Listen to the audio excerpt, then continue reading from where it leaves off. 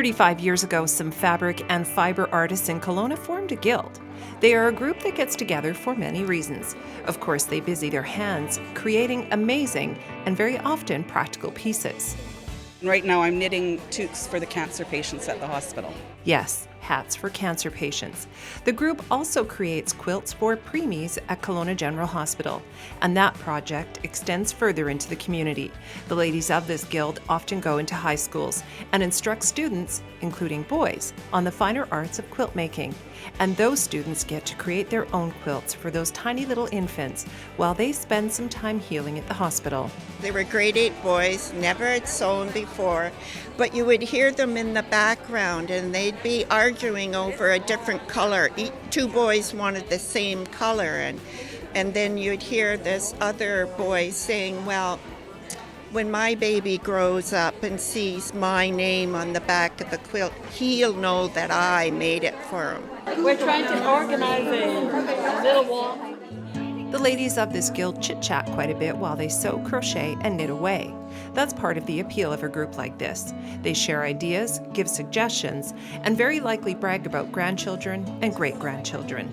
Their social time every Tuesday also includes conversations with the mom of one of their longtime members, Margaret. Oh, it's nice out. Lovely. Peggy will be 100 in May, and each Tuesday her daughter Margaret picks her up and takes her to the Okanagan Mission Hall to participate in the guild. Growing up, Peggy says her family was as poor as church mice. She grew up on the Saskatchewan prairies, and at 18 left to start her education, later becoming a nurse. She too was handy with a needle and thread, and enjoys now watching the skilled craftsmanship of this guild, brought to life in the works they proudly display. Unfortunately, her eyesight isn't very good. She has macular degeneration, but she still can see the quilts. We always have show and tell, and she can go over to the table there and look closely at the quilts. In previous life, I did lots of handiwork, sewing and knitting and crocheting and that sort of thing. I never had a chance to learn quilting, but my daughter's so good at it, and I just thought I would enjoy coming to see what the ladies do. I just can't imagine what these women do with needles and thread and sewing machines. You wouldn't think it would be possible.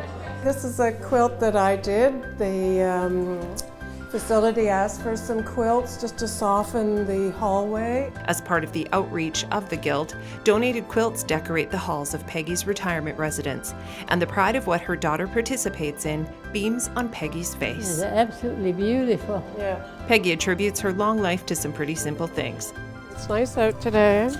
Beautiful. exercise, and outings. I love that blue spruce. Blue spruce, Isn't yeah. it wonderful? I just live one day at a time. I do lots of exercising, and I think that's important. I walk on the treadmill every morning I try to stay 25 minutes. Sometimes I don't, and then I do some arm exercises with weights. May isn't just Peggy's birthday month. It's also the month when a show will be hosted by the Guild. Shows only take place about every other year, so there will be plenty on display, May 2nd and 3rd at the Okanagan Mission Hall. From Kelowna, for Shaw, I'm Tammy Williams.